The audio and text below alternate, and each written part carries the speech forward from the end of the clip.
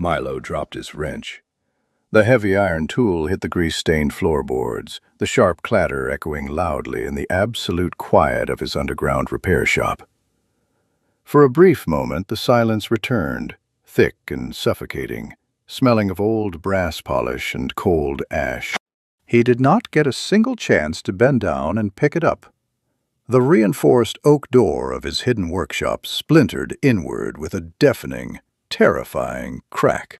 A massive figure crashed violently through the ruined wooden frame, bringing the sharp, metallic smell of ozone, burned coal, and fresh blood into the stagnant, oil-heavy air.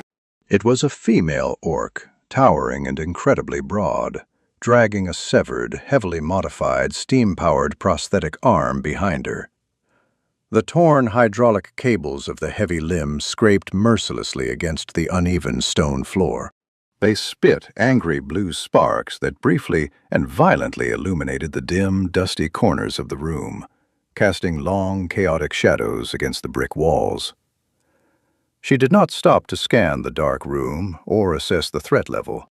Her heavy steel-toed boots stumbled blindly, carrying her immense weight directly toward his only clear workbench. She collapsed forward without a single sound. Her broad, heavily scarred chest hit the worn wooden surface with a sickening, heavy thud that rattled the tools on the nearby pegboard. The violent impact of her landing sent his prized rack of fragile glass oil gauges tumbling over the wooden edge. They shattered into hundreds of glittering pieces on the stone tiles. Thick, expensive amber machine oil pooled quickly around the heavy tread of her boots, mixing with the dark droplets falling from her shoulder. Milo took a slow, deliberate step backward.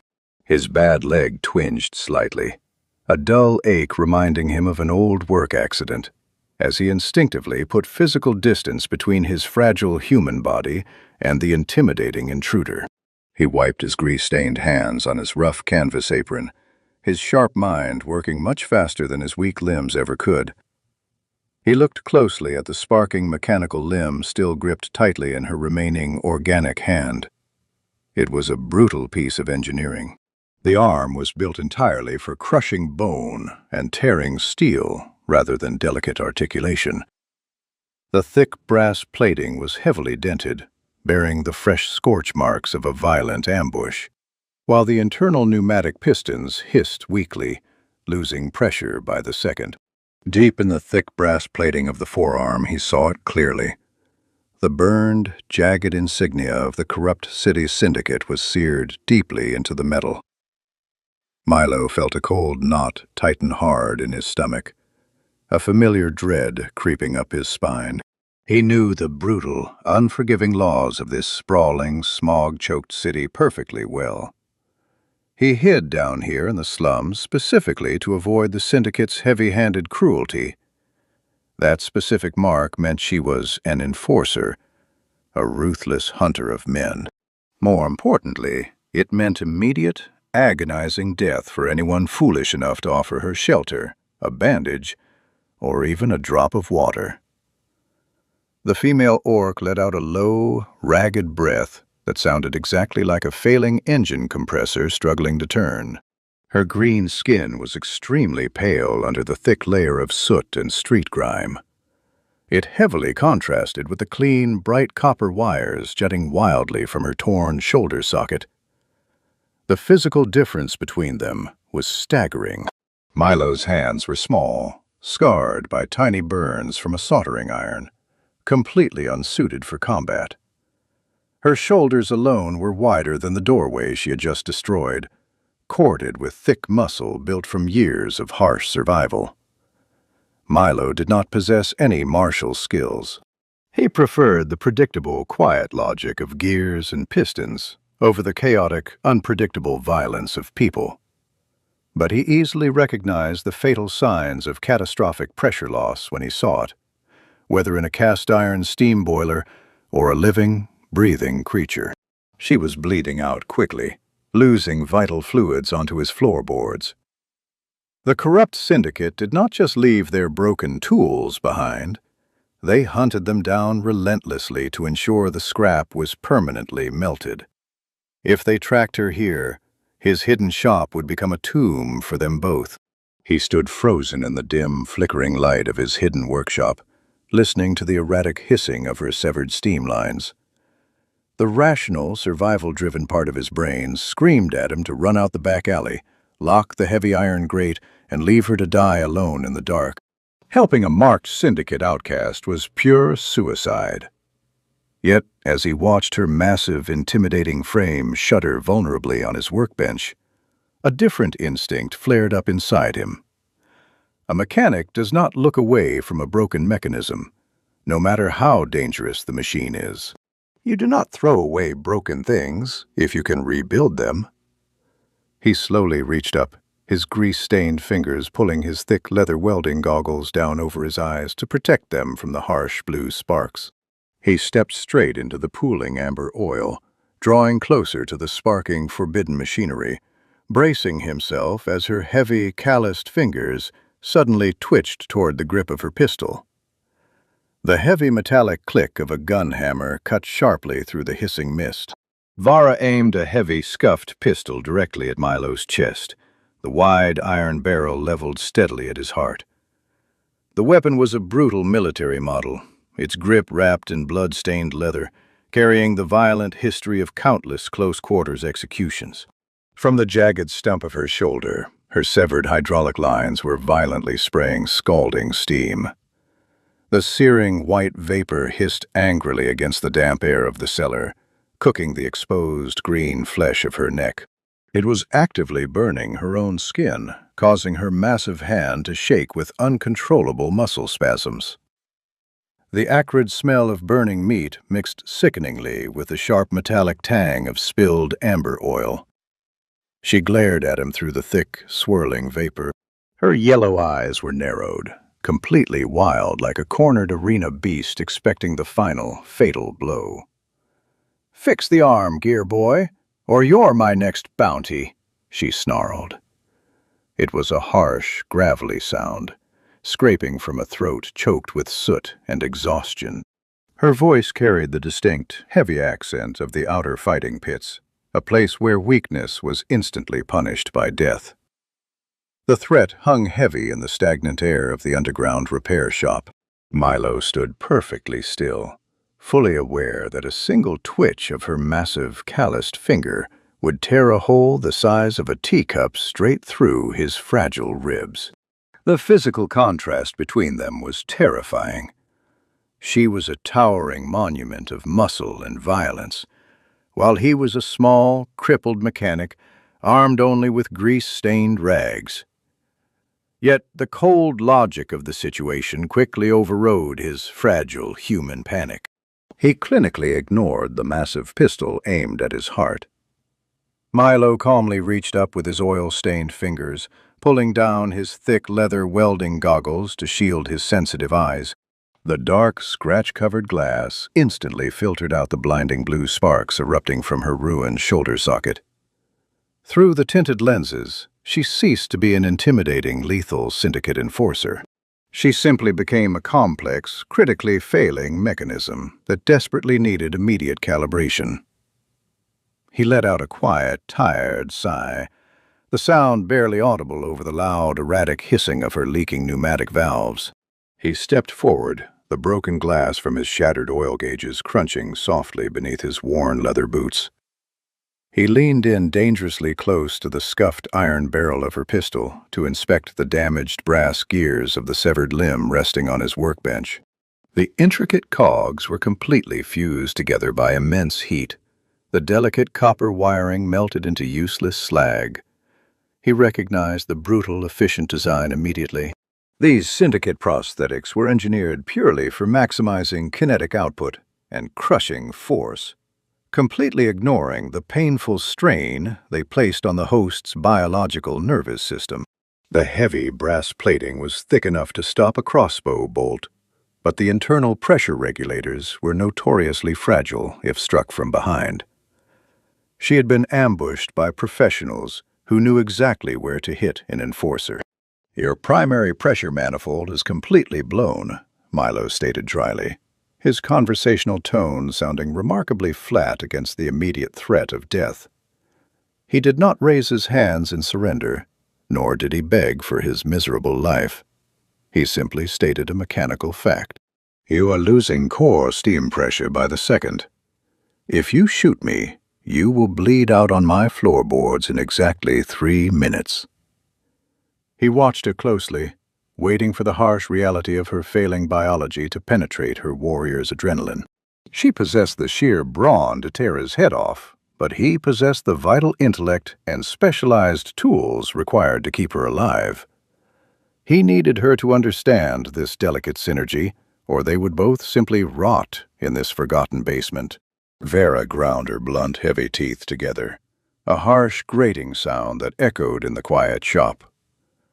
The heavy pistol wavered slightly in her grip as another violent burst of boiling steam erupted from her severed hydraulic tubes, searing a fresh, angry red burn across her collarbone. She did not scream. She only let out a low, dangerous growl, desperately fighting her own failing nervous system. Her cultural code demanded cruelty. Her brutal traditions dictated that any human in the slums would gladly sell her out to the Syndicate executioners for a handful of copper coins. She fully expected betrayal. Surrendering control to a weak, unremarkable human male went against every instinct forged in the unforgiving gladiator arenas. Milo remained motionless, allowing her the necessary time to process her internal struggle. He knew she had to choose trust over her deeply ingrained suspicion. He slowly raised his small, grease-stained left hand, purposefully keeping it empty and visible in the dim light. "Put the iron down," he said quietly, a melancholic weariness coloring his voice. "Let me clamp those bleeding lines before the steam cooks your remaining nerves." The silence stretched, heavy and suffocating, punctuated only by the rhythmic, dying hiss of the broken machinery. Slowly, agonizingly, the massive female orc lowered her trembling arm. The heavy iron pistol hit the scarred wooden workbench with a dull, final thud. She surrendered, her broad shoulders slumping as the last of her aggressive adrenaline finally evaporated into the cold air. Milo immediately reached for a rusted iron clamp, his small fingers moving with practiced, frantic speed. But as he gripped the heavy tool, the main pressure valve inside her severed arm let out a terrifying, high-pitched shriek. The remaining steam reserve was going into critical overload, threatening to detonate the heavy brass casing right in their unprotected faces. Heavy thudding shook the reinforced iron grate covering the alleyway entrance. Syndicate executioners strictly utilized heavy iron battering rams, and the rhythmic, deafening boom meant they had finally arrived. Fine red brick dust rained down from the vaulted ceiling, dusting the shattered glass and spilled amber oil on the floor. Milo wiped cold sweat from his pale forehead, his mind rapidly calculating the structural integrity of the old rusty hinges upstairs. The Syndicate did not employ regular city guards. They sent heavily armored killers carrying steel-tipped bolts and short blades. They possessed exactly 2 minutes before the barricade gave way entirely. The deep, violent vibrations rattled the surviving wrenches hanging loosely on his wooden pegboard. He turned his back on the sealed stairs, focusing entirely on the broken machinery bleeding out on his workbench. Milo grabbed a heavily rusted soldering iron from the chaotic pile of metal scraps. He simultaneously snatched a heavy spool of thick, uninsulated copper wire, his small fingers working with practiced, frantic speed. The crude soldering tool hissed as he forcefully pumped the tiny pedal bellows under the desk, heating the iron tip until it glowed a dull, angry orange. This tool was a salvaged relic from the old factory districts, heavy and poorly balanced for delicate work. He did not possess the luxury of applying gentle anesthetics or using delicate brass tweezers. Survival in the slums demanded blunt, immediate action over clean aesthetics. He stepped close to the massive female orc, the ambient heat of her feverish green skin radiating against his grease-stained canvas apron. The damaged metal arm suddenly twitched hard on its own, driven by misfiring internal pressure regulators. Thick internal gears ground against each other with a sickening metallic screech, throwing fresh sparks onto the damp stone floor. The upward jerk nearly threw Milo backward into his tool racks. He quickly scrambled forward, throwing his narrow chest directly over the thick brass plating. He was forced to use his entire body weight just to hold her thick, scarred wrist down against the splintered wood. His weak left leg braced hard against the uneven floorboards, the old, deep injury in his knee aching sharply under the sudden strain. The sheer physical density of her muscle under his fragile ribs felt exactly like leaning against a living, breathing boulder. Vara groaned, her massive frame shuddering violently as the hot solder dripped dangerously close to her exposed biological veins. She bared her flat, heavy teeth and spat a harsh, guttural word, openly cursing his rough, unpolished methods. Her deep, gravelly voice vibrated directly into his collarbone, demanding the clean precision of an upper-city artificer rather than this brutal butchery. She expected the sting of betrayal, not the burning pinch of a makeshift repair. Milo simply gritted his teeth, completely ignoring the insult to his craftsmanship. He wrapped the thick copper wire tightly around the spewing hydraulic valve with a pair of heavy iron pliers. The sharp smell of melting rosin and scorched metal grew suffocating in the unventilated room, burning his eyes beneath the dark goggles. He twisted the copper strands hard, manually forcing the severed brass lips back together to seal the catastrophic leak. The searing white steam finally ceased its aggressive hissing, replaced by a low, stable hum of contained boiler pressure. The crude fix held tight, bridging the gap between dead metal and living tissue. Milo kept his weight pressed against her arm for 3 long breaths, his chest rising and falling rapidly from the sheer physical exertion. He felt the terrifying, erratic pulse of her biological veins slowly synchronize with the mechanical hum of the stabilized prosthetic. His small, burned fingers rested briefly against the cold, jagged branding scars on her bicep. The marks told a grim story of survival in the underground fighting pits, a life measured only in spilled blood and broken bones. A mechanic fixes the broken machine, but the true craft lies in making the living host accept the crude iron patch. Above them, the alleyway grate groaned with a horrific tearing sound of stressed steel. The massive battering ram struck the door again, the heavy thud echoing like a final death knell in the small underground room. The rusty hinges sheared off with a sharp, distinct crack, the sound cutting cleanly through the lingering oil smoke. Heavy, armored boots immediately began stomping down the narrow wooden stairs, bringing the distinct metallic clatter of drawn weapons. Milo locked the final wire into place and looked down into the yellow, predatory eyes of the female orc, silently offering her the repaired limb. The heavy iron boots stomped down the wooden stairs, bringing the distinct metallic clatter of drawn weapons. A volley of steel-tipped crossbow bolts shattered the remaining glass of the workshop door, thudding viciously into the heavy oak workbench. Milo dropped to his bad knee, the sudden movement sending a sharp flare of familiar agony up his thigh. He scrambled instinctively behind a pile of rusted iron boiler plates, his breath catching painfully in his narrow chest. He expected the massive orc to draw her scuffed pistol and make a final, bloody stand against the Syndicate executioners. Instead, Vara completely ignored the armed killers pouring into the confined room. She turned her broad, heavily scarred back to the splintered doorway and faced the solid brick wall of his cellar. She raised her newly repaired mechanical arm, the thick brass plating gleaming dully in the dim light. The crude copper wires Milo had just twisted into place hummed with raw, unstable thermal energy. The pneumatic piston inside the thick forearm contracted with a violent, deafening hiss of pressurized steam. Vara drove her massive steel fist directly into the ancient masonry with the devastating force of a runaway train. The impact sounded like a cannon shot going off inside the tiny underground room. 3 layers of load-bearing red brick instantly exploded outward, completely failing to resist the sheer kinetic output of the crude Syndicate prosthetic. A massive cloud of choking, pulverized mortar immediately filled the stagnant air, completely blinding the charging executioners. Thick, blinding red dust coated everything, stinging Milo's unprotected eyes beneath his pushed-up welding goggles.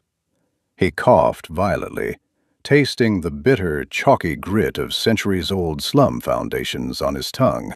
Before he could even attempt to stand on his aching leg, a colossal green hand shot out through the swirling debris. Vara grabbed the thick canvas of his heavy work apron, her blunt, calloused fingers twisting the fabric into a tight knot. She lifted him effortlessly off the stone floor with a single, brutal heave, completely bypassing his weak limbs. He hung helplessly in the air for a terrifying second, his boots dangling entirely off the ground, a fragile bag of bones caught in the grip of an apex predator. She did not ask for his permission or formulate a complex escape plan. She simply dragged him violently through the jagged, smoking hole she had just created in the cellar wall. The rough, broken edges of the shattered bricks tore deeply into the sleeves of his cotton shirt, scraping his pale skin as she pulled him into the hidden smuggler's tunnel next door. This narrow passage opened directly into a damp, forgotten side alley where a stolen, half-repaired steam cart sat waiting in the shadows. It was a heavy, rusted smuggling vehicle, built wide and low to the ground, smelling strongly of stale coal and neglected maintenance. Vera hurled Milo unceremoniously into the driver's seat, his small frame bouncing hard against the cracked leather upholstery. "Drive, or I throw you off!" she roared over the chaotic din of the crumbling wall. Her gravelly voice was raw with adrenaline, her yellow eyes scanning the dark alleyway for movement. She vaulted into the iron-plated cargo bed of the cart, the suspension groaning dangerously under her immense, dense weight. The physical reality of their situation was brutally simple. She provided the raw, destructive muscle to break the cage, but she relied entirely on his specialized intellect to operate the complex machinery of their escape. If he failed to start the cold boiler, the heavy armored killers pouring through the wall would butcher them both in the dirt. Milo did not waste breath arguing. He scrambled desperately forward, his grease-stained hands slipping frantically over the cold, unfamiliar brass control levers. The cart did not possess a standard ignition key. It was a patchwork monstrosity of stolen parts that required a delicate sequence of manual overrides to start. He ripped the protective metal casing off the primary steering column, exposing a tangled rat's nest of frayed ignition wires. His small, burned fingers moved purely on muscle memory, ignoring the terrifying, loud thuds of heavy crossbow bolts suddenly striking the thick wooden frame of the cart. The Syndicate assassins had reached the hole in the wall, their weapons finding the range. One steel-tipped bolt punched completely through the wooden dashboard, stopping a mere inch from Milo's trembling left knee. He stared at the vibrating iron shaft for a fraction of a second, his heart hammering violently against his ribs. The cold reality of his own fragility threatened to paralyze his thoughts. He forced himself to look away, focusing entirely on the exposed copper ignition lines. He stripped the rubber coating with his thumbnail, twisting the sparking ends together with a practiced, desperate twist. The cold boiler coughed harshly, spitting a thick cloud of black, oily smoke from the rusted exhaust pipe. The heavy pistons groaned, fighting the inertia of the cold iron block, before finally catching with a loud, rhythmic, thumping sequence.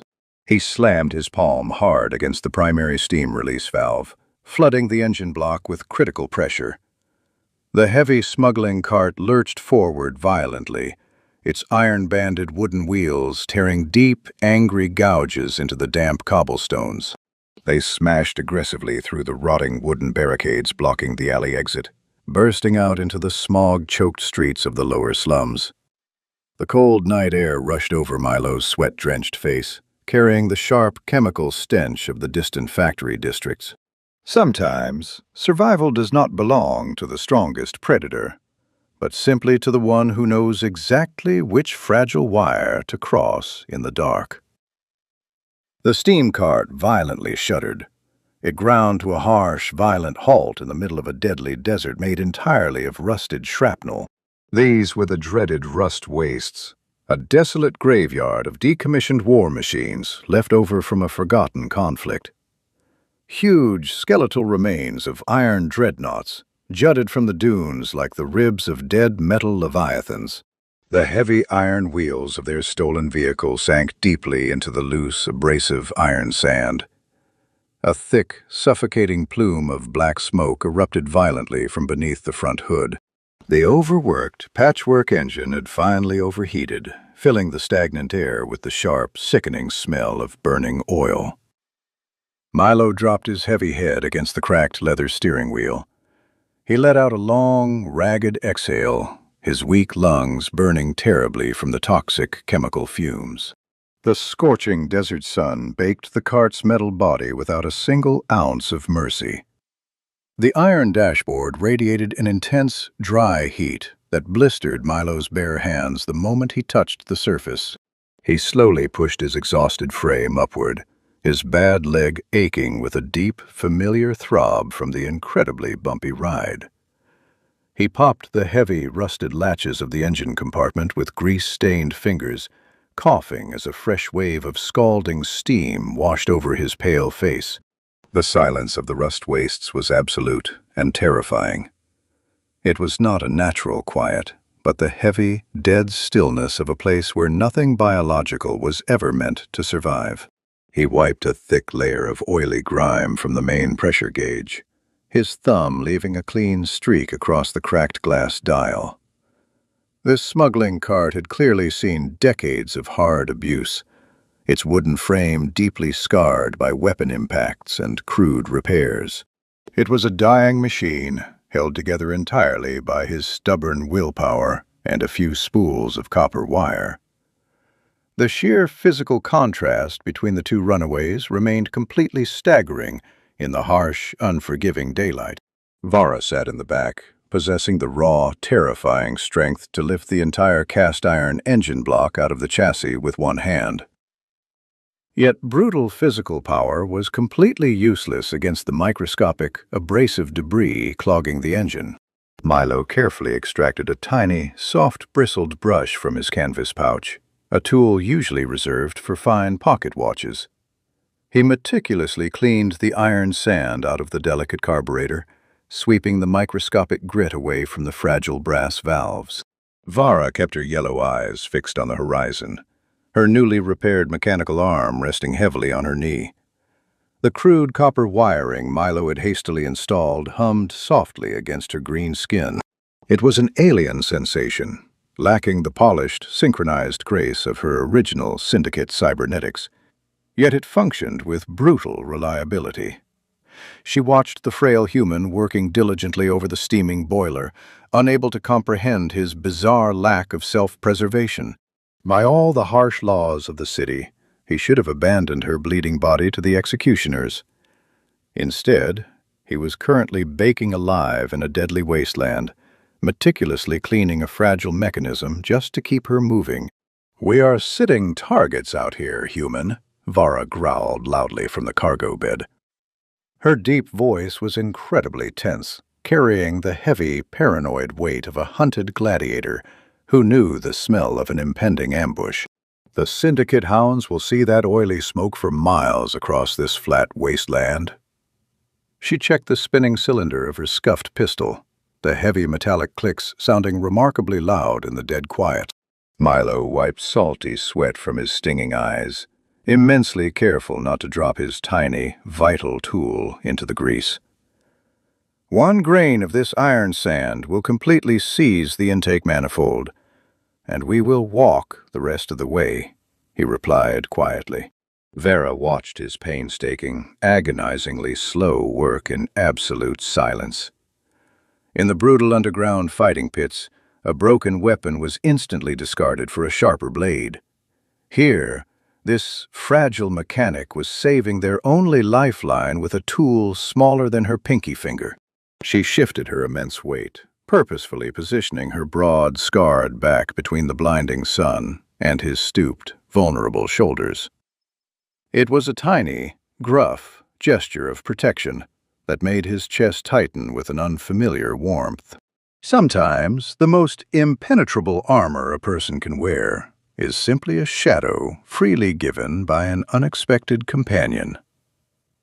Milo tightened the final brass screw on the carburetor housing, praying to the forgotten gods of gears. He slowly reached for the heavy ignition lever, his blistered hand shaking from the lingering adrenaline and severe dehydration.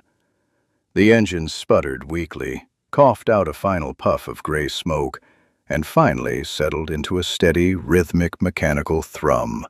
He slumped back into the cracked leather driver's seat, allowing himself exactly 1 second of immense relief. That single second of peace was instantly shattered. A terrifying, unnatural, mechanical rumble echoed suddenly from the jagged dunes directly behind them, vibrating through the cart's wooden floorboards. Night fell rapidly over the rust wastes. The freezing air instantly replaced the suffocating heat of the desert day. Milo struck a heavy flint against a rusted steel plate. He set up a small fire using oily rags, the resulting flames casting erratic shadows across the iron graveyard. The sharp smell of burning grease easily masked the metallic scent of the surrounding sand. They needed to rest, but the makeshift repairs on the female orc's limb required immediate recalibration before the cold seized the metal completely. Vara sat quietly on the frozen ground. Her immense frame effortlessly blocked the cutting wind from extinguishing their fragile heat source. Milo moved close to her scarred shoulder, his weak knee throbbing painfully in the dropping temperature. The dim, flickering light made it incredibly difficult for Milo to see the intricate mechanisms he had hastily installed during their escape. The erratic shadows danced confusingly over the jagged, raised tissue of her past. He pulled a specialized tool from his canvas pouch to begin the necessary work. He used precise brass calipers to carefully measure the misaligned gears in Vara's reconstructed shoulder. He leaned in closely, positioning the cold metal tips around the primary housing. The thick muscles beneath her green skin suddenly tensed like coiled springs. This abrupt movement threw the delicate instrument completely out of alignment. The sheer physical density of her brawn constantly reminded him of his own profound fragility. He sighed quietly, the melancholic sound instantly swallowed by the vast desert silence. He quietly asked her to stop flexing her muscles because it threw off his delicate measurements. His voice was raspy from breathing toxic smoke, yet it carried no fear. Vara grunted softly, an instinctual reaction forged deeply in the underground fighting pits. Relaxing your guard in the arena usually meant an agonizing death. Her yellow eyes remained fixed on the dark horizon, her mind constantly anticipating an ambush. Slowly, with immense internal effort, she forced her broad back to soften. It was a terrifying surrender of control for a former Syndicate enforcer. She allowed the fragile human mechanic to probe the highly vulnerable junction between her biological flesh and the crude copper wiring. Milo adjusted a tiny tension screw, his frozen fingers feeling incredibly clumsy. He felt the powerful, steady rhythm of her pulse physically matching the low hum of the repaired piston. Trust is never given instantly in a broken world. It is built slowly, one measured turn of a wrench at a time. He wiped black soot from his pale brow, finally satisfied with the gear alignment. He reached out to test the joint's downward rotation. Suddenly, the oily flames flickered violently. A distinct, heavy, metallic snap echoed clearly from the unseen dunes lying just beyond their camp. Milo froze, his hands hovering. The heavy, metallic snap from the dark dunes shattered the quiet intimacy of their makeshift camp. He held his breath, expecting the terrifying silhouette of a Syndicate pursuit train to crest the rusted horizon. Seconds ticked by, measured only by the erratic popping of their oily fire and the distant howl of the desert wind. Nothing moved in the freezing darkness. It was likely just shifting iron sand settling over a buried dreadnought chassis, cooling and contracting in the freezing night air. He let out a long exhale, a cloud of white vapor pluming from his chapped lips.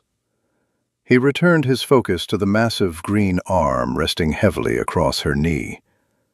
The physical contrast between them was undeniably stark in the flickering firelight. Milo's hands were remarkably small, the pale skin perpetually stained with dark machine oil and scored by tiny burns. He carefully threaded a microscopic iron screw into the base of her pneumatic piston. Right next to his fragile fingertips lay the brutal, thick musculature of her green arm. Her arm was a terrifying monument to absolute kinetic violence, corded with dense strength. She could snap his wrists with the same casual effort he used to snap a dry twig. As he wiped a smear of excess grease from the brass plating, his thumb brushed against a series of deep, jagged branding scars cut directly into her bicep. These were not the unpredictable marks of a street brawl or a shrapnel burst. They were deliberate, cruel brands. Milo recognized the overlapping, blistered rings of the underground fighting pits, a brutal signature marking her past as an arena slave before she ever became an enforcer. Before she wore the dreaded insignia, she had been a disposable piece of meat, forced to butcher others simply to earn a single cup of muddy water. The city took broken people and forged them into monsters. They burn deep, do they not? Vara spoke suddenly, her yellow eyes reflecting the dancing flames. Her voice was a low, gravelly rumble, completely devoid of self-pity. It was simply a cold statement of fact, carrying the heavy exhaustion of a life measured entirely in inflicted pain. The slave masters used white-hot iron. They believed a marked beast fights twice as hard to avoid the branding iron a second time. She did not pull her massive arm away from his delicate touch. She simply watched his reaction, testing the human's threshold for the ugly truth of her past. Milo did not offer hollow words of pity or sweeping apologies for the cruelty of his species. He simply lowered his brass calipers, the cold metal clinking softly against the rusted terrain. "The city treats everything like cheap, disposable scrap," he replied quietly, his voice laced with a deep fatigue. "If a gear strips, they melt it down. If a person breaks, they throw them into the fighting pits. It is a highly inefficient system." He gently wiped a stray flake of soot from the edge of her deepest scar with a clean corner of his canvas apron. He picked up his tiny screwdriver again, returning to the slow work of securing the copper relays. "I prefer a different methodology," he stated simply, locking the final tension spring into place with a satisfying, microscopic click. "You repair the damaged housing, reinforce the stress points, and the mechanism runs stronger than it did off the factory floor." The massive female orc fell completely silent, processing the strange concept of being treated as something worth repairing rather than destroying. A broken mechanism only regains its true value when someone chooses to invest the time to fix it. Vara stared at the fragile human mechanic for a long, heavy moment. The freezing wind howled through the skeletal remains of the rusted dreadnoughts, but the air immediately between them felt suddenly dense. She reached up with her remaining organic hand, her thick fingers tracing the heavy brass pain inhibitor locked tightly around the back of her thick neck. It was a brutal piece of Syndicate technology that kept her sane during massive physical trauma. "The patch holds, human," she growled slowly, her voice dropping to a dangerous register. "But the deep interface is fried. To fix the internal pressure lag, you must access the main spinal port." Vara reached behind her neck, Her thick, calloused fingers dug deeply into the heavily scarred flesh located just below the base of her skull. She gripped the cold, heavy brass pain inhibitor locked tightly into her upper spine. The metal was permanently stained with old, dried blood and the dark grime of the lower city slums. With a single, brutal twist of her wrist, she unclasped the restrictive device with a loud, metallic click. The heavy iron mechanism fell heavily onto the frozen iron sand beneath them, burying itself in the abrasive red dirt. The sudden removal of the dampening field was immediately, viscerally devastating. Without the heavy inhibitor suppressing her natural sensory inputs, the freezing night air hit her completely exposed nervous system port. Vara visibly winced, a harsh, ragged hiss escaping her clenched, heavy teeth. Her entire massive body tensed instantly, the dense muscles of her broad back cording like thick, coiled iron cables beneath her green skin. The raw, unfiltered sensation of the icy wind blowing directly against her raw nerve endings was pure, sudden agony. She had not felt the true, biting temperature of the world in many long, bloody years. Milo swallowed hard, tasting the bitter, oily ash blowing from their small campfire into his dry mouth. He stared intently at the glowing, biomechanical port embedded deeply within her thick flesh. The intricate, microscopic copper nodes were severely inflamed, leaking tiny, clear drops of spinal fluid that hissed faintly against the hot brass collar. It was a terrifying physical testament to the corrupt city syndicate's incredibly cruel efficiency. The brutal overseers surgically removed a warrior's natural pain response to create a completely fearless, unstoppable asset for the violent city patrols. They effectively turned living, breathing people into numb, obedient siege engines, incapable of feeling their own bodies breaking apart. To freely surrender this specific, critical vulnerability to an unremarkable stranger was an act of complete madness in the cutthroat lower slums. Trust was a rare, foreign currency she had never possessed in the underground fighting pits. Yet, Vara slowly lowered her massive, heavy head, exposing the raw, pulsing circuitry completely to the frail human mechanic. Her yellow, predatory eyes remained fixed firmly on the dark, empty dunes of the sprawling, rusted wastes. "One wrong wire, human, and I'm completely paralyzed," she stated quietly. Her deep, gravelly voice did not tremble in the cold air, carrying only the fatalistic, exhausted calm of a veteran gladiator facing the final, bloody round of a tournament. She fully understood the absolute finality of her dangerous choice. "I am aware of the biological stakes," Milo replied slowly, his voice raspy from inhaling the toxic, chemical dust of the desert. He knelt closer to her kneeling form, his bad knee throbbing intensely against the hard, frozen earth. He pulled a microscopic set of brass tweezers from his canvas tool roll, the small metal instrument catching the dim, orange light of their dying fire.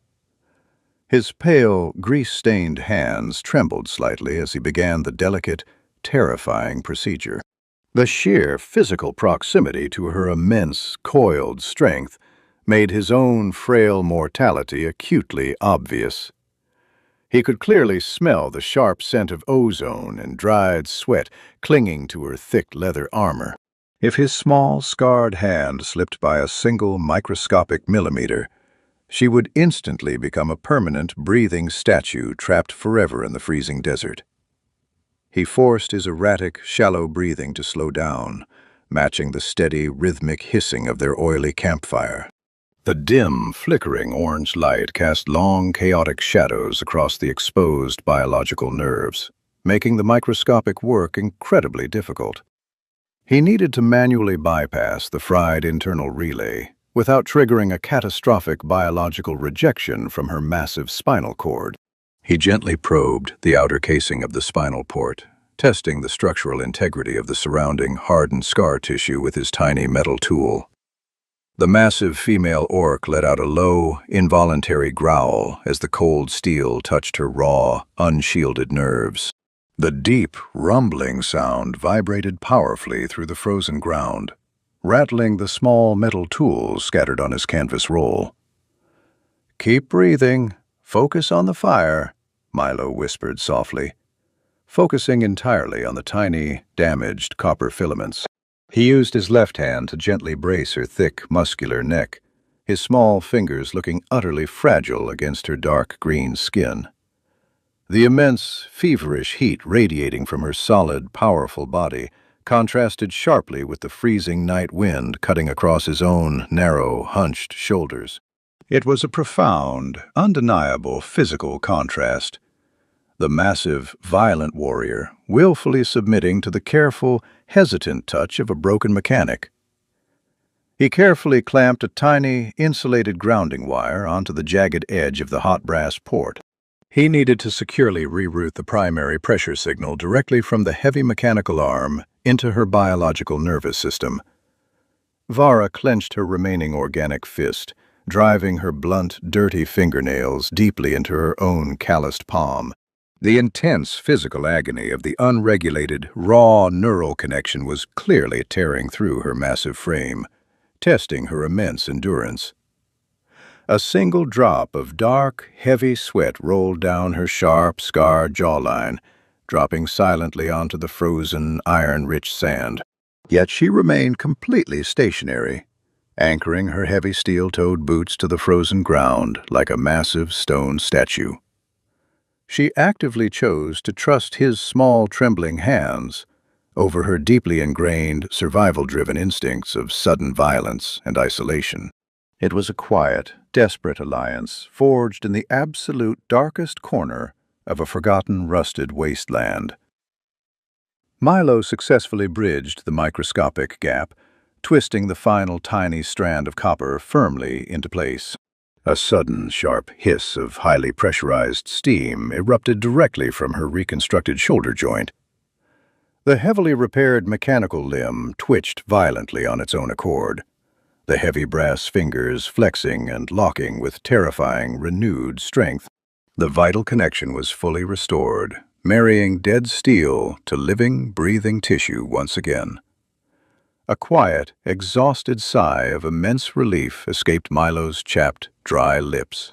He slowly leaned back, wiping cold, nervous sweat from his pale forehead, entirely unaware of the massive, unnatural shadow slowly rising from the jagged sand dune directly behind his fragile back.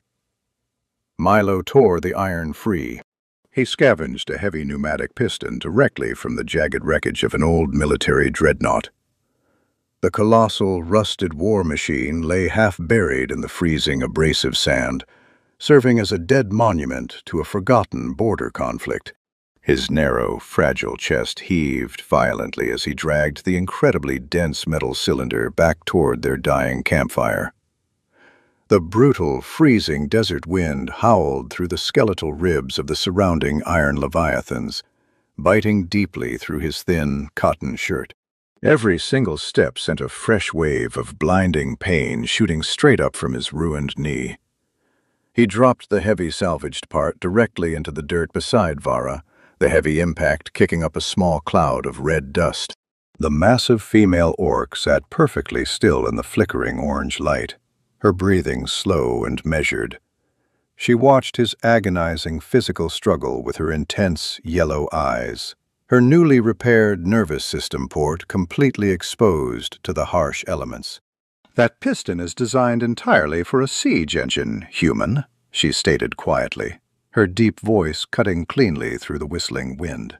"It will completely shatter my biological collarbone the exact moment I trigger the primary release valve."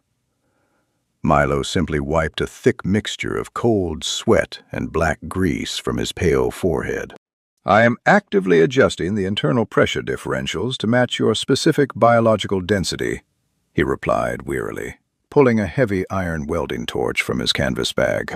"The Syndicate built your original prosthetic strictly for fast execution, entirely sacrificing heavy structural integrity for quick strikes." He knelt closely beside her massive, scarred thigh, igniting the crude acetylene torch with a sharp, bright hiss. A blinding blue flame erupted instantly from the brass nozzle, illuminating the stark, terrifying difference in their physical sizes. His fragile, scarred hands looked completely absurd holding the heavy industrial tool next to her dense, green musculature. "You require a much heavier anchor to survive the violent recoil of this specific upgrade," he explained calmly over the roaring fire. He lifted the heavy dreadnought piston, maneuvering it carefully over the damaged brass plating of her mechanical forearm.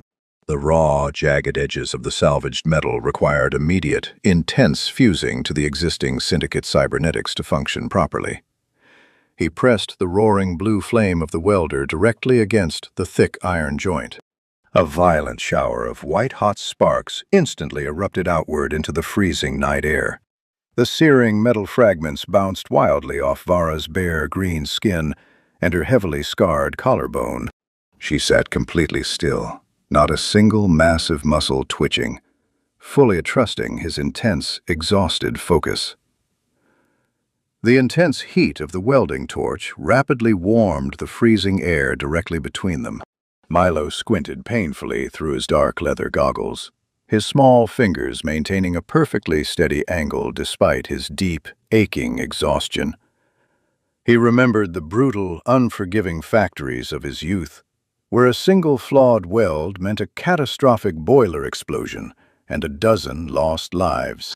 He applied that exact same paranoid precision to the heavy brass valves, melting the rough edges together into a solid, impenetrable bond. "Your reliance on my tiny tools goes directly against your arena training," he murmured softly, not breaking his deep concentration. "In the fighting pits, exposing a vulnerability simply invites a faster execution," she answered, the heavy memory of white-hot branding irons evident in her flat tone. He killed the roaring flame, tossing the heavy torch carelessly onto the cold sand.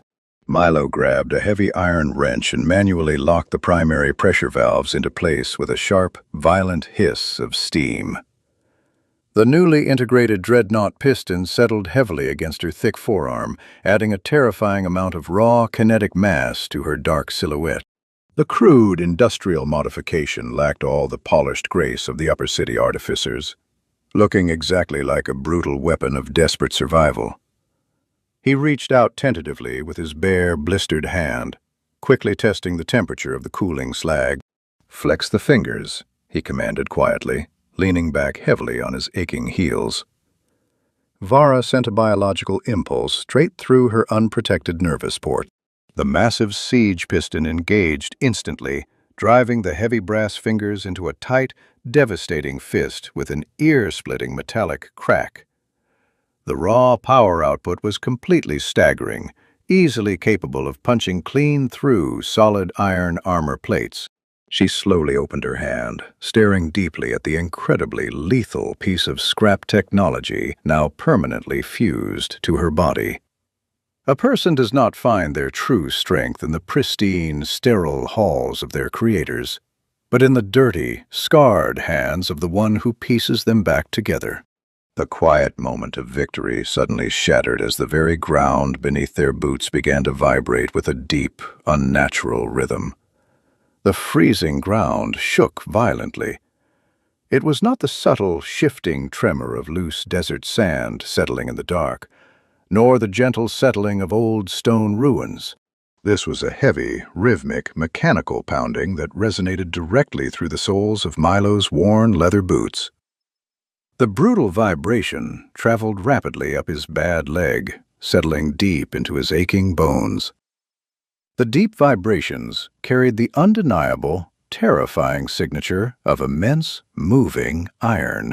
A Syndicate pursuit train was rapidly approaching their vulnerable position, acting as a relentless, moving fortress of black iron. Milo dropped to his bad knee beside the cold, smoking embers of their hastily built campfire. The escalating tremors traveled swiftly up the wooden spokes of their stolen cart. The aggressive shaking instantly knocked his fragile brass calipers, delicate screwdrivers, and tiny tension wrenches right off the cracked leather seat. The small, precise instruments tumbled helplessly into the abrasive red dirt, vanishing instantly in the darkness. A heavy, melancholic sigh escaped his chapped lips. He did not waste a single precious second attempting to dig through the frozen dirt to retrieve his livelihood. Survival in the lower slums taught a harsh, simple lesson. You abandon the fine details when the heavy executioner's hammer finally falls. He scrambled desperately toward the rear of the heavy smuggling vehicle, his weak lungs already burning in painful anticipation of the necessary exertion. The physical difference between the two runaways remained completely staggering in the chaotic moment. Vara rose slowly to her full, towering height, her massive silhouette effortlessly blotting out the pale moonlight. The newly integrated dreadnought piston hissed aggressively on her thick forearm, a heavy, deadly piece of machinery now permanently fused to her biological nervous system. The crude copper wiring glowed with a faint, angry heat against her dark green skin. She turned her broad, heavily scarred back toward the encroaching mechanical roar. Her yellow eyes narrowed into dangerous, predatory slits, scanning the jagged horizon. "They track the thermal signature of your careless welding torch, human," she growled loudly over the rising din. Her deep, gravelly voice lacked any trace of panic, carrying only the grim, exhausted resignation of a hunted beast. In the underground fighting pits, the loudest, most intimidating iron gates always opened just before the final, bloodiest execution round. A marked enforcer never expected a quiet, peaceful night in the wastelands. The thermal bloom from a single acetylene torch dissipates in exactly 3 minutes in this freezing wind, Milo shot back, his voice incredibly tight with rising tension. He leaned his frail weight heavily against the cold, iron-plated cargo bed. They did not track the heat. They followed the heavy, rhythmic, seismic footprint of this incredibly inefficient smuggling cart. The suspension is completely shot. He grabbed a heavy, rusted iron shovel from the tangled pile of scavenged scrap. The rough wooden handle was deeply splintered, stained with decades of old, dark grease. It slipped awkwardly in his small, trembling hands, feeling incredibly heavy compared to his lost, delicate tools. Vara simply braced her heavy, steel-toed boots into the shifting, abrasive sand. She actively prepared her massive, dense body to intercept the incoming kinetic force, entirely trusting her brutal instincts. "Then we stand and break their heavy front lines," she stated flatly, rolling her newly upgraded shoulder with a loud, satisfying mechanical clack. "I can tear the forward boiler plating off a pursuit engine if you disable the primary stabilizing treads." It was a completely insane, suicidal tactical proposal, born entirely from a lifetime of facing insurmountable, violent odds in a closed arena.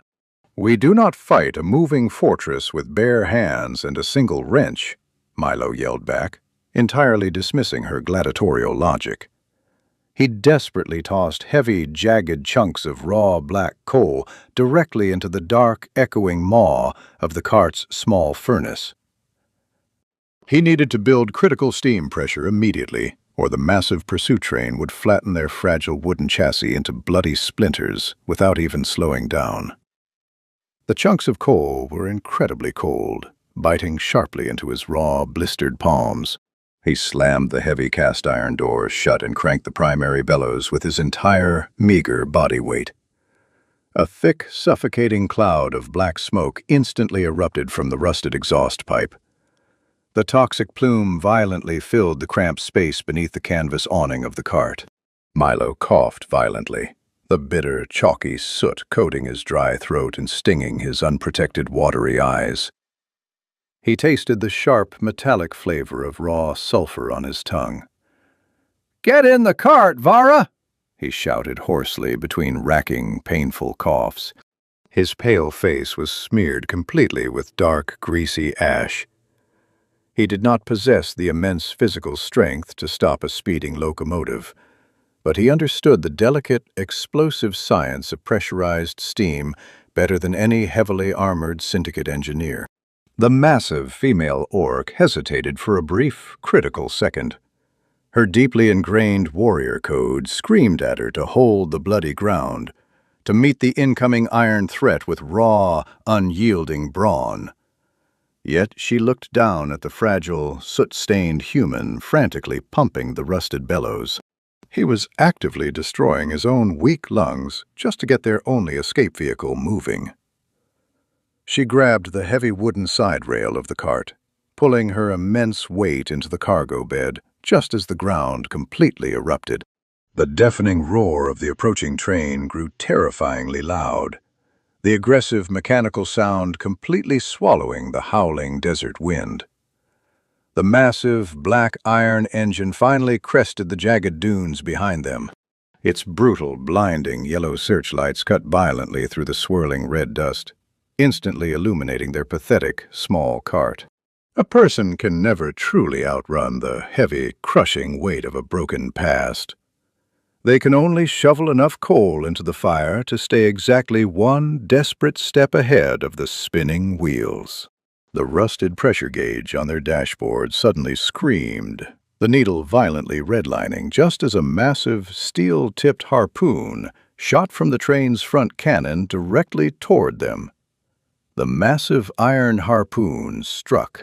The heavy projectile pierced the wooden frame of their fleeing cart with a deafening crack.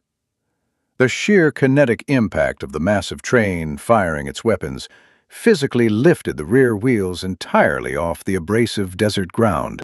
A brutal, sickening jolt followed, dragging their small vehicle backward against the pulling force of its own overworked engine. Milo slammed his narrow chest hard against the cracked leather steering wheel, all the breath leaving his fragile lungs in a sudden gasp. The thick, spiked head of the Syndicate harpoon had embedded itself deeply into the solid oak crossbeam resting just inches behind his seat. The acrid smell of splintered, burning wood instantly filled the cramped space beneath the canvas awning.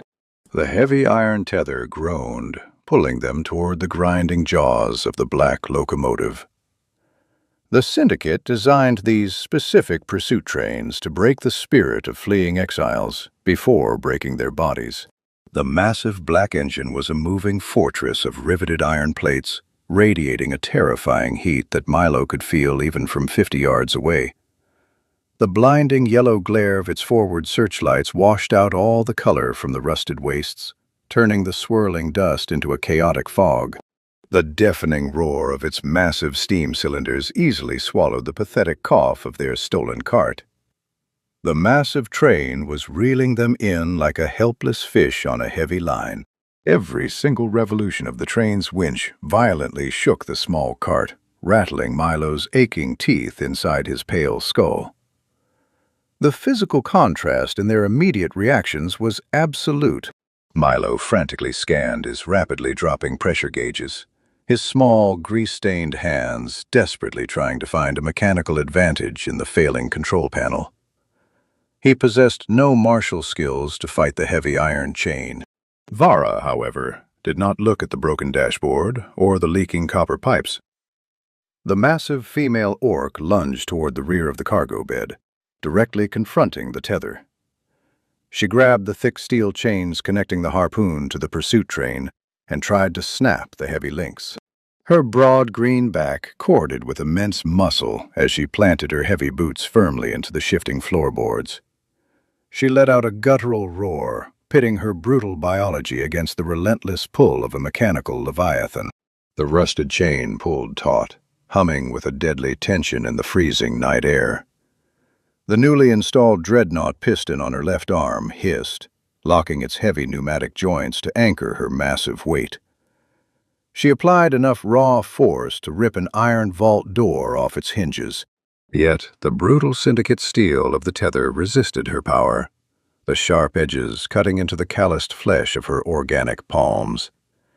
Dark blood began to drip onto the shifting iron sand, rushing blindly beneath their spinning wheels. The underground arena had taught her to push harder until the opponent broke, but pure brawn rarely wins against heavily forged industrial iron. The sharp pain, radiating from her torn palms, triggered buried memories of the fighting pits. The cold iron of the chain felt like the heavy slave collars they used to drag her onto the bloody sands. Her mind instinctively equated the mechanical pull of the train with the cruel leash of her former masters. This psychological trauma forced her to grip the metal tighter, her broad knuckles turning bone white under the green skin.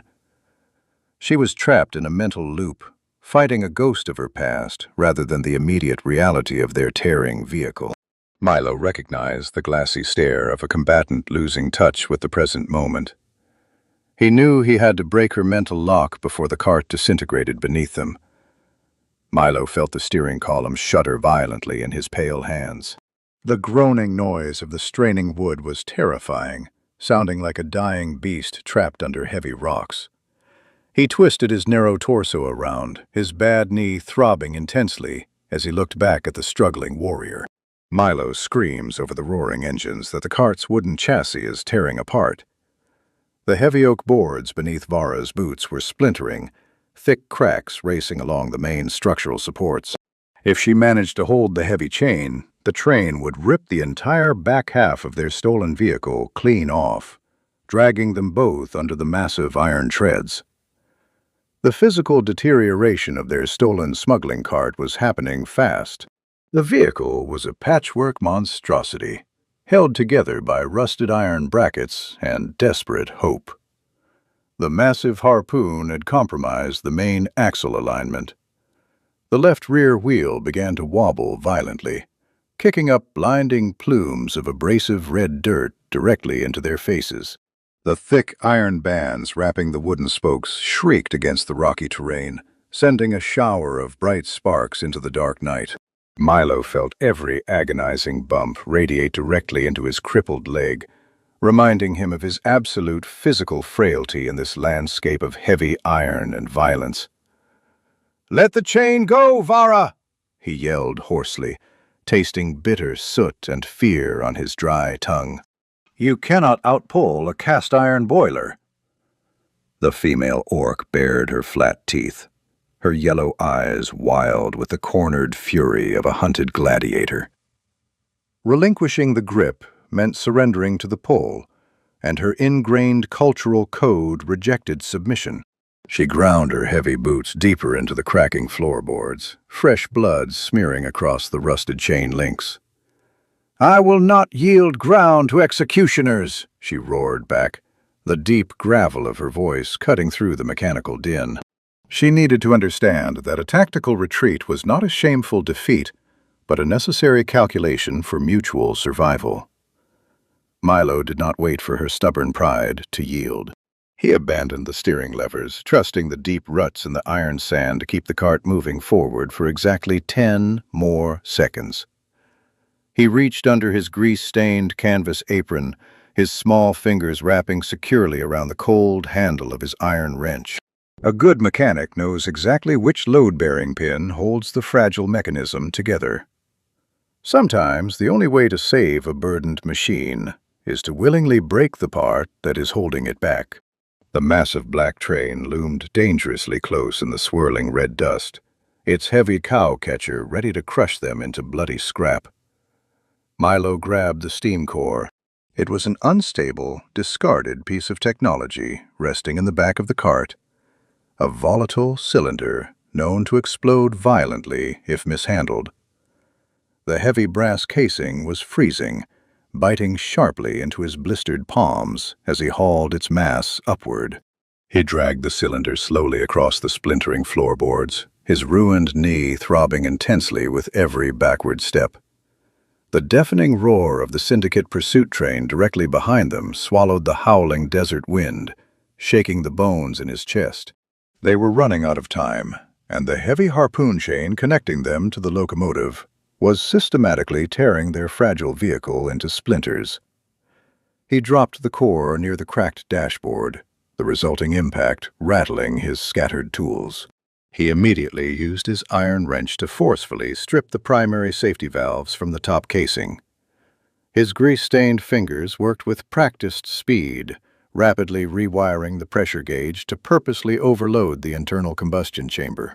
It was a suicidal tactic in any engineering textbook, an act of sheer desperation born in the smog-choked alleys.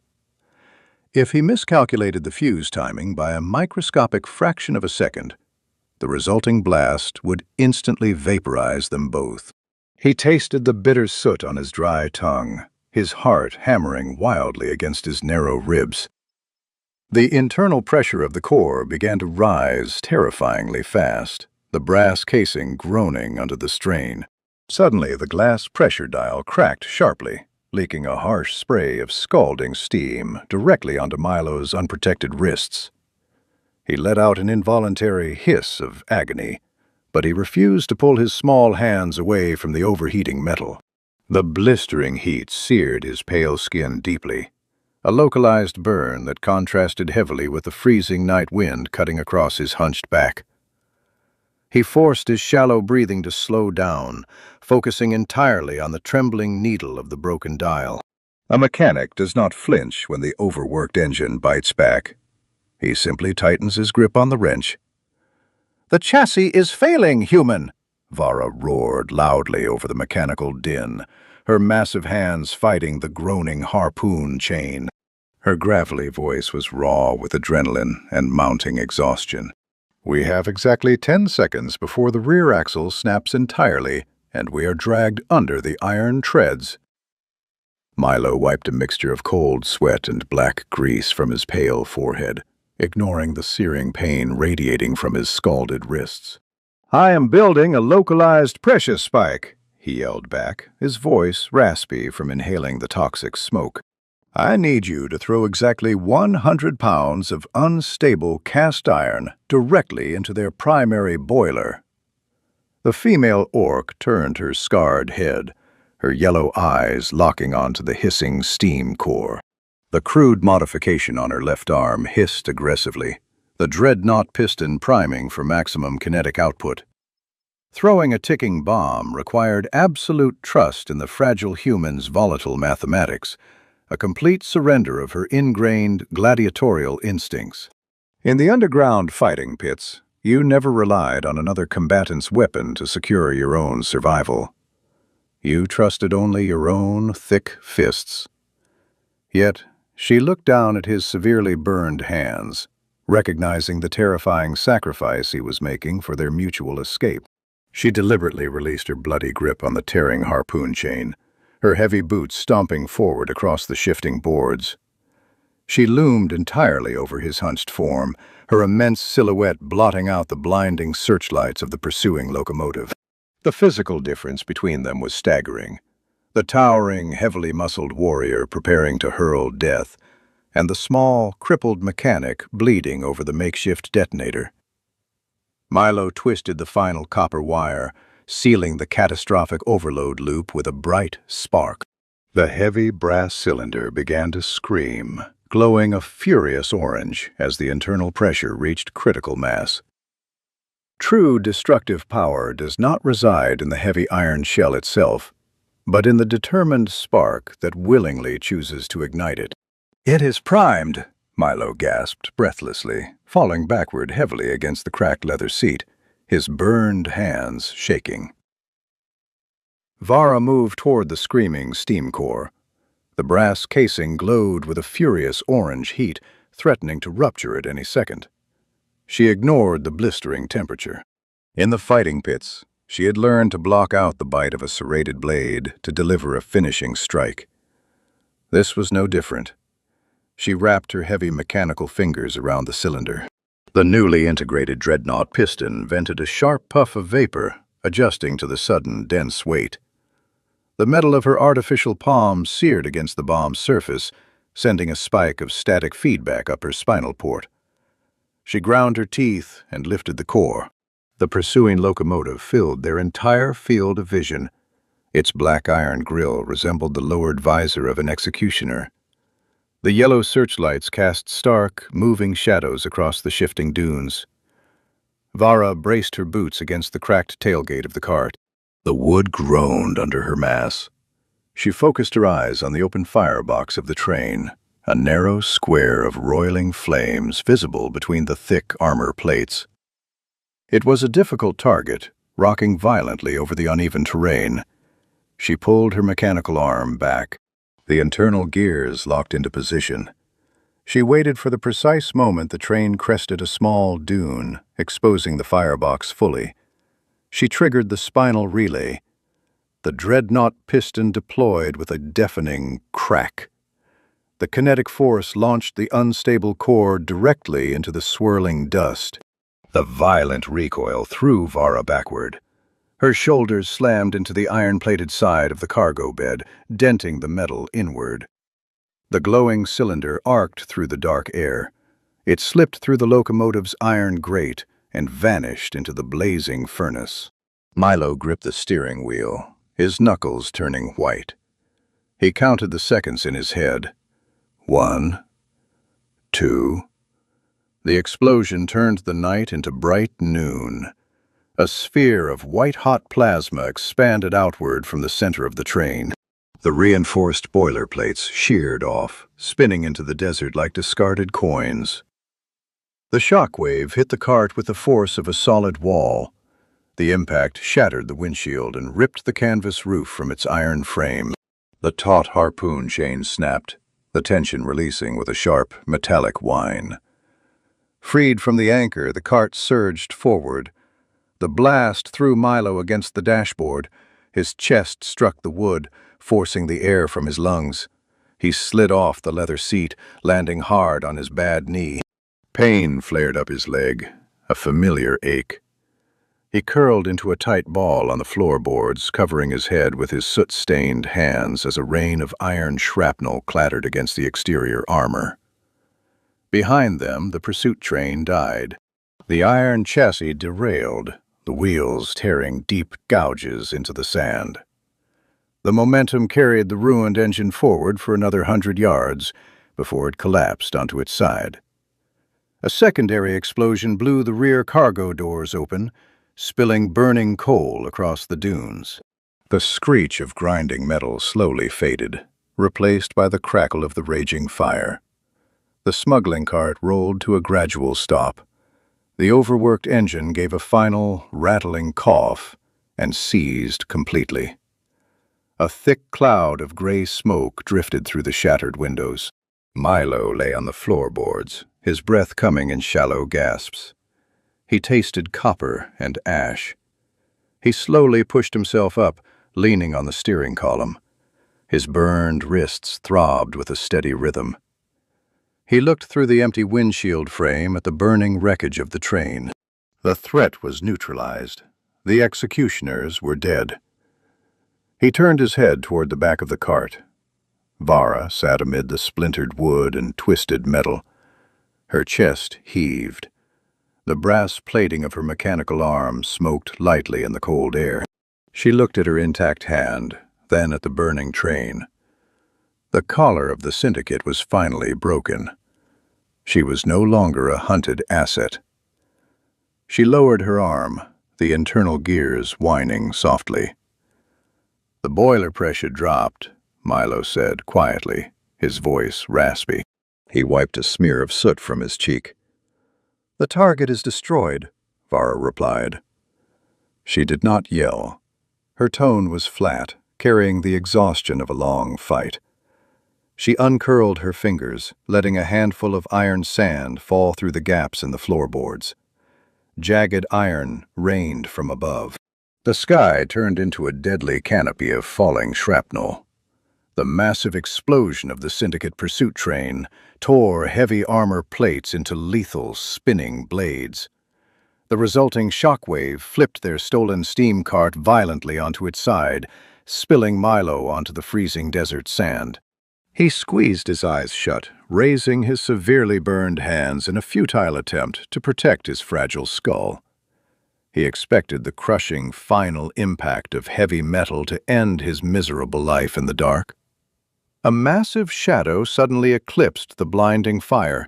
Vara threw her immense, dense body directly over his frail form. She planted her heavy boots firmly into the shifting dirt, forming a physical dome of green muscle and thick leather armor over the crippled mechanic. The newly upgraded dreadnought piston hissed loudly, locking her mechanical arms securely against the frozen ground to anchor their precarious position. The air filled completely with the sharp, deafening screeches of tearing metal and the chaotic thuds of heavy debris striking the earth. Milo pressed his pale cheek against the cold, abrasive sand. The suffocating heat of the burning locomotive washed over them in aggressive waves, but the immediate space beneath Vara felt incredibly safe. He felt the terrifying, heavy impacts of sharp iron debris striking her broad back. Each violent hit sounded exactly like a butcher's cleaver hacking into a solid oak block. She let out a low, guttural grunt with every heavy strike, but her towering frame did not yield a single inch. Warm biological blood dripped slowly from her shoulder onto his grease-stained canvas apron, creating a stark, terrifying contrast to the black machine oil covering his tools. In the underground factories of his youth, a ruptured steam pipe always meant a frantic, brutal stampede. Foremen ruthlessly trampled over young apprentices to reach the heavy iron blast doors, willingly leaving the weak to burn in the toxic fumes. Survival was always an isolated, selfish calculation in the lower slums. Yet this hunted gladiator, forged in the cruelest fighting pits of the sprawling city, actively chose to absorb lethal kinetic damage to shield a broken human. The heavy weight of that realization pressed into his chest much harder than the massive iron debris crashing around them. The deadly storm of shrapnel eventually ceased. The deafening roar of the primary explosion slowly faded into the crackling hiss of the burning wreck. Vara pushed herself slowly off the frozen ground, her heavy mechanical joints whining under the accumulated strain. "The sky is clear, gear boy," she grumbled, her deep voice rough with inhaled sulfur and toxic smoke. She did not offer a hand to help him up, honoring his need for basic physical dignity. Milo rolled painfully onto his back, his bad knee throbbing with a dull, familiar ache that radiated straight up his thigh. "You took direct hits to your primary subdermal armor," Milo observed quietly, noting the deep, bleeding gashes cutting entirely through her thick leather vest. The sharp edges of the Syndicate shrapnel had easily bypassed her hardened arena calluses. She wiped a dark smear of soot from her sharp jawline with the back of her organic hand. "Arena beasts hit much harder," she replied flatly, staring at the burning wreckage. She refused to acknowledge the pain, a deeply ingrained habit from a life where showing weakness meant an immediate, bloody execution. Milo dragged himself upright, using the tilted wooden chassis of their ruined cart for necessary support. The smuggling vehicle was a catastrophic wreck. The main wooden frame was splintered beyond any possible structural repair, and the rear iron axle lay twisted like a discarded copper wire. The heavy iron-banded wheels were deeply buried in the abrasive red dirt. He dusted off his thick leather welding goggles with his trembling, blistered fingers, carefully surveying the burning ruin of the Syndicate train resting in the jagged canyon. The massive black engine was completely gutted. Its thick, riveted boiler plates were peeled back violently like a rotten fruit, exposing the glowing, ruined internal combustion chambers. The volatile plasma from the overloaded steam core had effectively melted the heavy iron treads into useless pools of glowing, liquid slag. The oppressive, mechanical rhythm of the relentless hunters was permanently silenced, replaced entirely by the howling, freezing wind of the rust wastes. The air smelled strongly of melted brass, scorched flesh, and the cold, metallic tang of the desert. He limped slowly toward the massive female orc, pulling a clean, dry rag from his battered canvas pouch. He did not ask for verbal permission. He simply reached up and pressed the coarse cloth firmly against the deepest laceration on her broad shoulder. Vara tensed instantly, her yellow eyes flashing with a brief, instinctual flash of defensive anger, before she forced her heavy muscles to relax. She allowed the fragile human to tend to her bleeding wounds in the shadow of the burning iron fortress. A broken machine requires heat and a heavy hammer to forge anew. But a broken warrior requires only the quiet, steady presence of someone who chooses to stay. "We walk the rest of the way," Milo stated softly, looking out toward the jagged, dark horizon where the scrap fort supposedly lay hidden. Red dust coated their boots. The trek across the rust wastes took exactly 3 days of walking. Milo dragged his ruined leg through the abrasive iron sand, his stamina entirely depleted. The toxic air of the deep desert burned his throat with every inhalation. He leaned heavily on a splintered crutch salvaged from their ruined smuggling cart. Beside him, Vara moved with the measured pace of a veteran siege engine. Her immense frame blocked the biting crosswinds, offering him a silent, walking shelter. The harsh sun beat down on their exhausted bodies, baking the sweat into their skin. A massive structure finally broke the jagged horizon. It was the Scrap Fort, a legendary safe haven built by desperate exiles. The outer walls consisted of overlapping hull plates stripped from decommissioned dreadnoughts. Deep gouges covered the heavy iron barricades, serving as a grim testament to repelled Syndicate raids. The towering iron gates stood firmly shut against the howling wind. A small, fortified guard tower jutted from the main wall, manned by anonymous figures holding long rifles. Milo collapsed onto a flat slab of rusted iron, located 50 yards from the main entrance. His bad knee pulsed with a hot agony that traveled straight up his spine. He tossed his makeshift crutch onto the dirt, his frail chest heaving. Vara halted beside him, her silhouette casting a long shadow over his hunched form. In the underground fighting pits, a surviving gladiator always took a necessary moment to steady their breathing before entering a new cage. She sat down slowly on the frozen earth, crossing her muscular legs. Her upgraded mechanical arm rested heavily on her armored knee. The thick brass plating gleamed dully under the harsh sun, polished clean of the red dust by the constant friction of her leather cloak. The salvaged dreadnought piston hissed quietly, maintaining a stable internal pressure. It was a brutal modification, lacking the sterile elegance of the upper city clinics. Yet, it functioned with a terrifying reliability that perfectly suited the warrior. Milo pulled a small canvas pouch from his leather belt. His pale hands were covered in dark machine oil and red blisters from the exploding steam core. He extracted a tiny brass screwdriver, the metal tool feeling cold against his burned skin. He leaned awkwardly toward her towering form, his weak leg protesting the sudden shift in posture. He needed to secure the primary tension spring before they entered the bustling settlement. He did not ask for verbal permission to touch her lethal weaponry. Vara completely relaxed her scarred shoulder.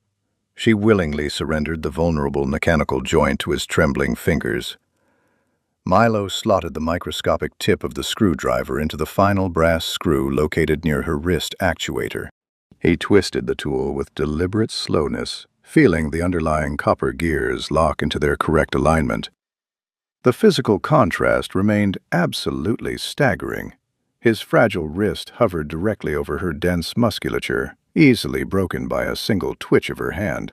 He applied a final fraction of torque, securing the heavy iron plating permanently to the internal biological relays. Milo let out a ragged exhale, dropping the tiny tool back into his dark pouch.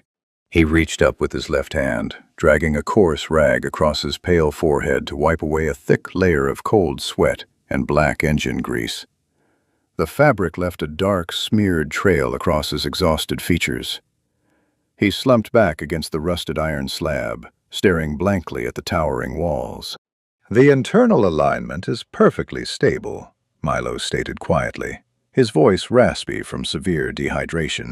"The dreadnought piston draws power directly from your spinal port without causing catastrophic neural lag."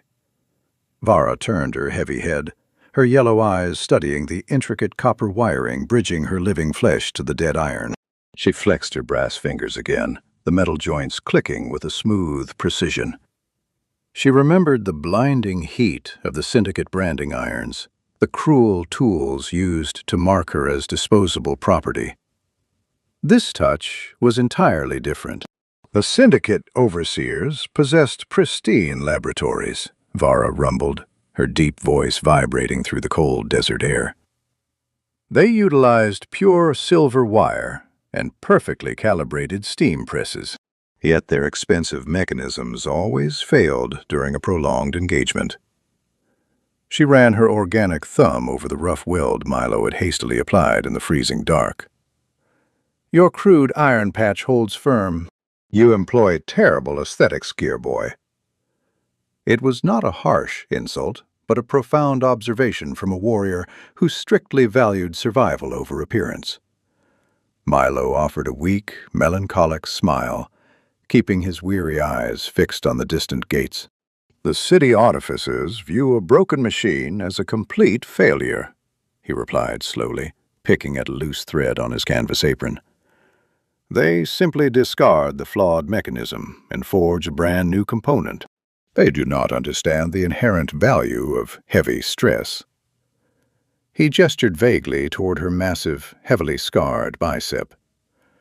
A repaired fracture always heals thicker. A welded iron joint holds far more kinetic tension than a freshly cast plate. Vara processed the quiet philosophy, her sharp mind translating the mechanical logic into the brutal reality of her own scarred biology. The city threw her into the bloodiest arenas because they considered her a broken beast. The corrupt Syndicate weaponized her trauma, turning her into a numb executioner. Yet this limping human looked at her violent history and saw only a strong foundation ready for a necessary rebuild. He chose mercy over the expected cruelty of their world. She reached out with her heavy mechanical hand. She did not form a lethal fist or draw her scuffed pistol. Vara gently rested her thick brass fingers against the thin fabric of his grease-stained shoulder. The heavy metal felt surprisingly warm, heated entirely by the steady pulse of her biological nervous system. It was a gruff, silent acknowledgement of their shared survival. Milo did not flinch away from the terrifying weight. He closed his exhausted eyes, finally allowing himself to rest before they walked together toward the heavy iron gates.